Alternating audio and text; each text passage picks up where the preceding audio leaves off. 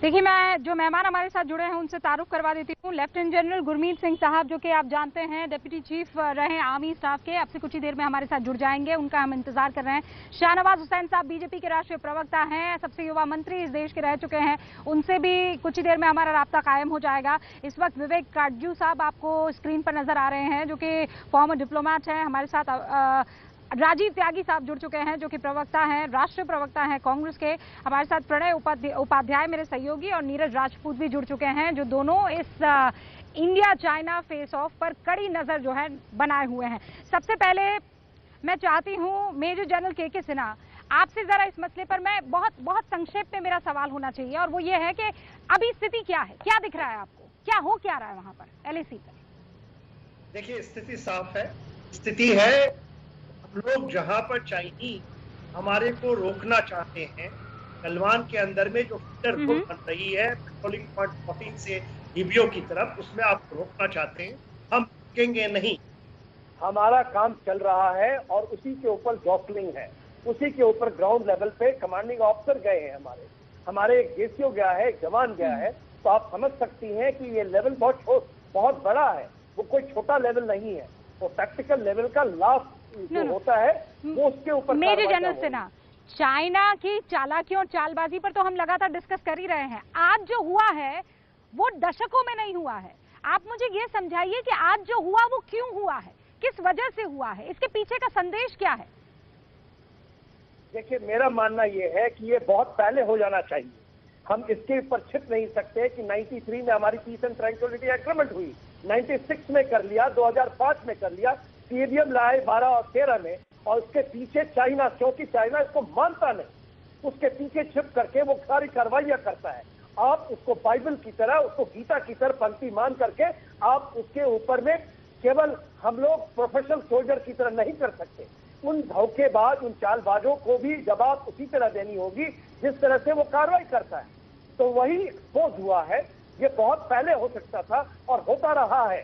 आपको ये face of में एग्रेसिवनेस रही है, हाँ, जान नहीं गई। तो आज ये देखिए, no but major general Sinha, we have lost our men. आप ये कह रहे हैं कि ये पहले हो जाना चाहिए था? देखिए, हम लोग अपने देश के लिए मरने मिटने के लिए तैयार रहते हैं। जब चाइना आपका 28 ले लेता है, आपके 70,000 किलोमीटर को अपना बोलता है, 28 आपके डिस्प्यूटेड एरिया, सेंसिटिव एरियाज हैं, वो दिल्ली इसको। ऑल राइट, तो आप ये कहना चाह रहे हैं मेजर जनरल सिन्हा कि ये जो भारत का अग्रेसिवनेस है, ये जो भारत का आगे रहकर 10 कदम आगे रहना, ये कहीं ना कहीं चिढ़ा रहा है चीन को। राजीव त्यागी, जवाब दीजिए।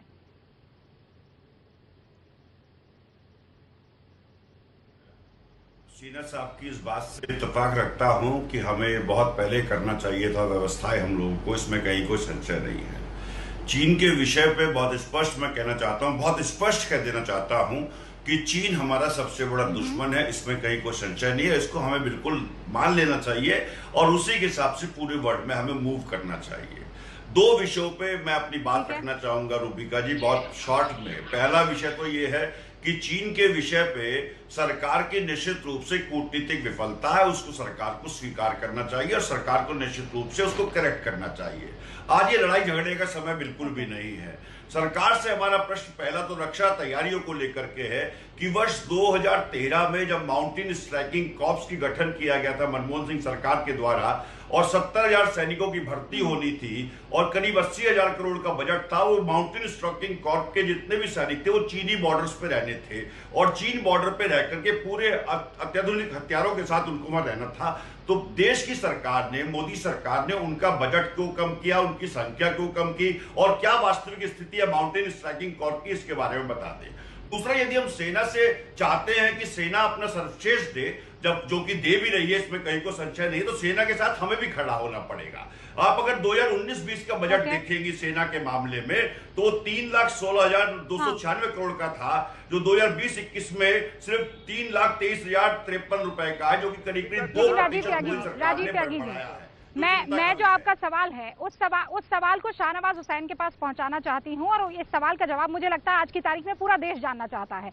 ये जो LAC पर चीन ने दुस्साहस किया है, इसके पीछे हमारी कमजोरी है एक सवाल और okay okay okay okay Rajeev ji, okay Rajeev ji 30 second से बहुत विनम्रता से मैं शाहनवाज हुसैन साहब से पूछना चाहता हूं, आपकी सरकार ने हमेशा और आपके प्रवक्ताओं ने दावा किया कि सेना के हाथ नहीं बंधे हुए हैं। मैं ये पूछना चाहता हूं, आज बहुत स्पष्ट जवाब दीजिए शाहनवाज साहब कि किसने सेना के हाथ बांध रखे, पहली बात। दूसरी बात, ये सरकार सच स्वीकार क्यों नहीं कर रही है कि चीन हमारे देश में घुस आया है और उसको निकालने की जिम्मेदारी हम सबकी है, सत्ता पक्ष के लोगों की भी, विपक्ष की और प्रत्येक देशवासी की। प्रत्येक देशवासी चाहता है कि चीन को खदेड़े, तो हाथ किसने बांध रखे सेना के, ये बताएं। जी, एक तो जो हमारे सैनिकों ने शहादत दी है, मैं उनकी शहादत को सलाम करता हूं और उनको ये आश्वस्त करता हूं कि पूरा देश सेना पर भरोसा करता है, की ताकत पर भरोसा करता है, उनकी हिम्मत की दाद देता है। जिस तरह से मैं आपसे लेट जुड़ा हूं कि मैं पूरी ब्रीफिंग लेकर आया हूं, इसलिए मैं आपको कह रहा हूं जितना जरूरी होगा। आज सवाल पार्टी का नहीं, मैं और राजीव त्यागी हिंदुस्तान की तरफ से हैं। जनरल सिन्हा साहब यहाँ जितने लोग बैठे हैं वो आज हिंदुस्तान के साथ हैं, इकट्ठे हैं और एकजुट हैं। सेना ने जो कल रात में जो घटना हुई, जब हमारे अंदर को उन्होंने आकर तंबू गाड़ने की कोशिश की और उस वक्त सेना ने पूरी ताकत से फेस ऑफ किया और उसके वजह से हमारे एक कमांडिंग ऑफिसर की और दो जवान की शहादत हुई है। इसलिए कि हमने पूरी तरह से अपनी सीमा की रक्षा करते हुए अपनी प्राण की आहुति वहां पर दी। मैं आज इस विवाद को क्या किया, मेरे पास वो पूरे डॉक्यूमेंट लेकर मैं बैठा हूं, कब क्या हुआ इसको मैं विवाद में ले जाना नहीं चाहता। लेकिन आज संदेश ये है कि पूरा हिंदुस्तान सेना के साथ है, उनके कंधों पर भरोसा है और वहां पर अभी भी जो बड़े जो जनरल्स हैं उनके बीच की शाहनवाज हुसैन साहब, आपने पहले तो खबर बताई, ये खबर तो हमें भी पता है, सुबह से हम ही तो ये खबरें देश को दे रहे हैं। फिर आपने कहा कि पूरा देश जो है वो सेना के साथ है। अरे इसमें तो कोई दो राय नहीं है शाहनवाज हुसैन साहब के, पूरा देश सेना के साथ है। आज आप फिर ये कह रहे हैं कि सरकार और विपक्ष को साथ मिलकर चलना चाहिए। अरे भाई, अभी विपक्ष के प्रवक्ता ने यही कहा कि हम आज कोई पॉलिटिक्स नहीं करेंगे। सवाल आपसे सीधा सा ये था, आपकी स्ट्रैटेजी क्या है? हिंदुस्तान की चीन से निपटने की स्ट्रैटेजी क्या है? चीन के मामले में जो स्ट्रैटेजी है वो साफ है। हम न रुकेंगे न झुकेंगे। हम अपनी सीमा के अंदर जिस तरह की घुसपैठ हुई 2012 के अंदर या उससे पहले, वैसी घुसपैठ जब भी हुई तब भी हम देश के साथ खड़े थे। आज भी हम कह रहे हैं, चाइनीज जिस तरह से वहां पर घुसने की कोशिश थी, मेरे लिए महत्वपूर्ण बात ये थी, आप ये कह रहे हैं कि हम किसी कीमत पर झुकने वाले नहीं हैं, हम किसी कीमत पर झुकने वाले नहीं हैं।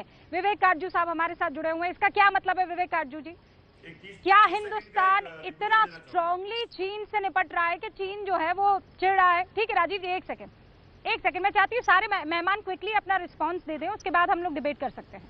विवेक जी देखिए, ये सामरिक विषय है, देश के हित से सामरिक हितों से जुड़ा है और इसको राजनीति से दूर रखना है। ये पहला मेरा विनम्र निवेदन है दोनों हमारे जो राजनीतिक प्रवक्ता हैं उनसे।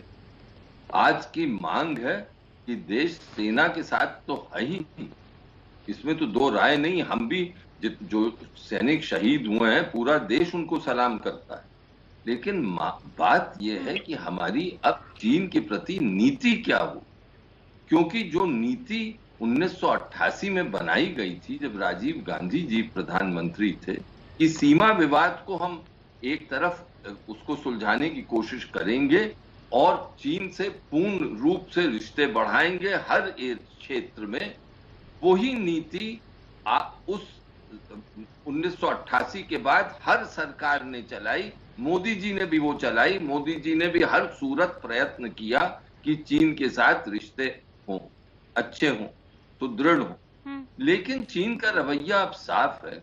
और मोटी बात यह है कि क्या अब हम सीमा विवाद की ओर ज्यादा ध्यान देंगे या नहीं, कि या वही पुराना रास्ता अपनाएंगे। अब वक्त आ गया है, मैं एक शब्द और कह दूं रूबिका जी, कि अब वक्त आ गया है कि चीन को बताने का कि सीमा का मामला ठंडे बस्ते में नहीं डाला जा सकता। क्योंकि ऐसे वाक्य होते रहेंगे और अब देश को, भारत को ये कबूल नहीं है कि उसके सैनिक अपनी जान दें। ये बात है और बहुत इस पे इम्पोर्टेंट हमारे अगर दोनों राजनीतिक सहयोगी जो हैं वो क्या वो विल है, सहमत क्या है, वो विल तो है, बात आगे बढ़ सकती है। क्या वो विल, हाँ क्या वो विल है? डिमार्केशन आज तक नहीं हुआ और यही वजह है कि चीन इसका फायदा उठाता चला आ रहा है। मेजर जनरल सिन्हा भी हमारे साथ जुड़े हुए हैं। ये पॉसिबल है क्या? लेकिन उससे पहले मैं एक बहुत शानदार वाकया है जो दर्शकों के साथ शेयर करना चाहती हूँ और 1967 का वाकया है, कहीं पढ़ा था और मुझे लगता है कि दर्शकों को ये बात पता होनी चाहिए। तो हुआ ये कि चीनी सैनिक और भारतीय सैनिक आपस में लड़े, ऐसी ही झड़प हुई। अब उस झड़प में खबर ये आई कि चीनी सैनिकों ने ये शिकायत की कि यहाँ की कुछ भेड़ें जो हैं, चीन वाले इलाके में जो भेड़ें हैं वो हिंदुस्तानी सैनिकों ने चुरा ली। तो आपको पता है उस वक्त केवल सांसद हुआ करते थे अटल बिहारी वाजपेयी। उन्होंने यहाँ जो चीनी ऑफिस है, एम्बेसडर जहां बैठते हैं, उनके वहां पर भेड़ें पहुंचा दी। 1967 का वाकया है।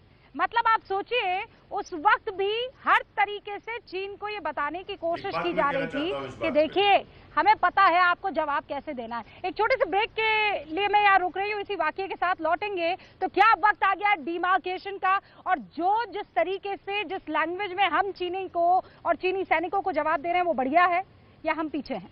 एबीपी न्यूज आपको रखे आगे।